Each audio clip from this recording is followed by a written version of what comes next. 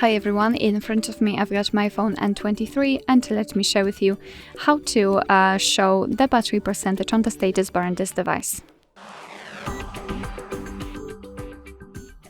So let's start with opening the settings, and here we have to scroll in order to find the battery. Let's tap on it. As you can see at the bottom of this list we've got the option we're looking for. In my case it is turned on.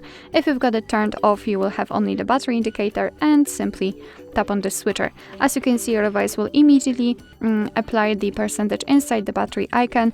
Unfortunately we do not have any other option of the display, however it still works.